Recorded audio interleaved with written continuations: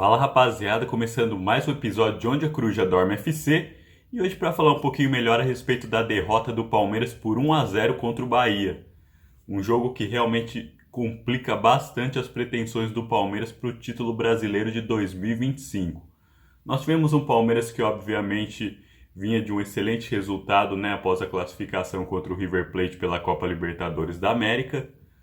Porém, a gente viu um Palmeiras também muito desgastado. Obviamente, uma decisão como aquela, onde o Palmeiras sai atrás, tem que correr atrás do resultado para poder se classificar, é óbvio que desgasta muito, tanto mentalmente quanto fisicamente. E a gente pôde observar isso claramente.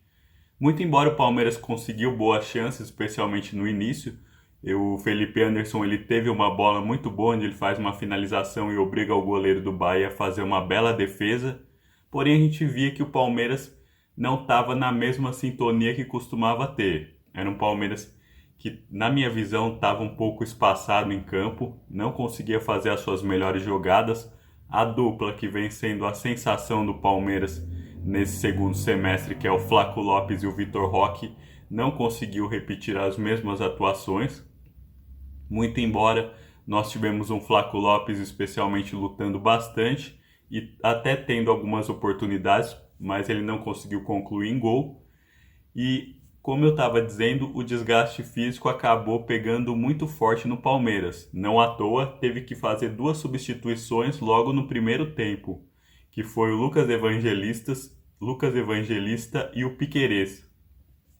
Então, só aí a gente já pode ver a dificuldade que o Abel ia ter, uma vez que ele estava fazendo substituições por questões físicas e não pela questão de estar tentando melhorar o time, o que acabou prejudicando bastante na tática que o Abel Ferreira poderia imprimir contra o Bahia.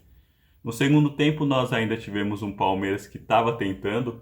Para mim o Palmeiras, muito embora ele não tivesse na sua melhor forma, ele não tivesse conseguindo imprimir o seu melhor esquema tático, ele ainda levava perigo ao Bahia, ele ainda teve oportunidades. Na minha visão, até o Palmeiras consegue ter as oportunidades mais claras do jogo, só que acaba não conseguindo finalizar da maneira correta.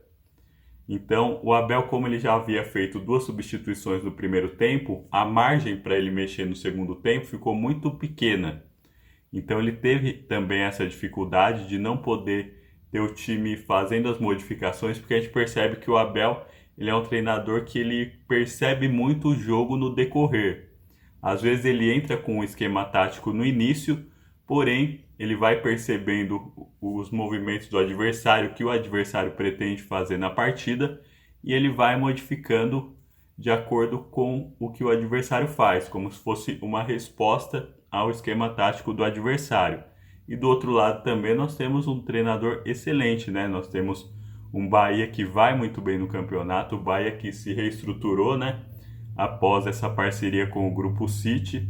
Então também é um grande adversário que o Palmeiras teve pela frente. Muito embora, na minha visão, o Palmeiras é superior ao Bahia, tanto na questão de time quanto na questão de elenco e até de estrutura. Porém, não podemos deixar de dizer que o Bahia é uma equipe que vem se estruturando, é um clube que cada vez mais vem fazendo melhorias.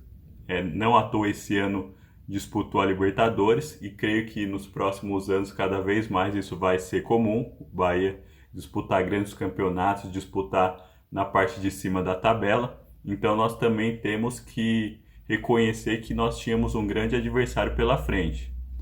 E o Palmeiras vacilou num ponto que não poderia vacilar, porque nós temos o Ademir pelo lado do Bahia, que é um grande jogador, um jogador que tem essa jogada individual muito forte, e ontem ele mostrou isso de uma forma realmente espetacular. Fez um belo gol, um golaço, o gol que deu números finais à partida.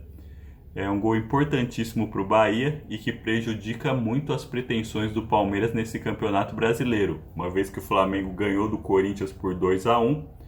Então o Palmeiras já começa a ficar para trás. E a gente tem que lembrar que o Flamengo é um time que dificilmente tropeça, é um time que dificilmente perde. Talvez tenha os maiores talentos individuais desse campeonato brasileiro.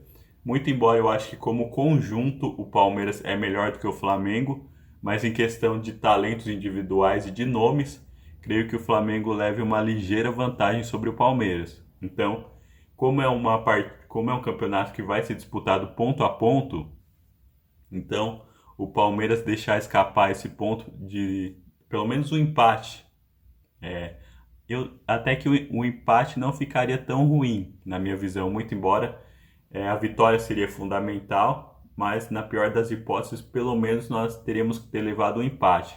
Então, para mim, esse resultado de derrota por 1-0 para o Bahia é muito ruim para o Palmeiras, é muito prejudicial, mas nós não podemos perder a esperança, né? Uma vez que temos o confronto direto e, obviamente, em algum momento o Flamengo vai tropeçar, porque melhor que seja, nenhum time consegue ter uma regularidade dessa forma. Tanto que o Flamengo se classificou na Libertadores contra o Estudiantes com muitas dificuldades. Então isso nos dá uma certa esperança de que o Flamengo possa vir a tropeçar, principalmente contra adversários mais qualificados. Então essa é a nossa esperança para tentar conquistar o Campeonato Brasileiro de 2025. Agora eu quero saber um pouquinho mais da sua opinião. Como é que você viu essa derrota do Palmeiras para o Bahia? Fala para mim nos comentários, pode ser? Um abraço. Tchau, tchau.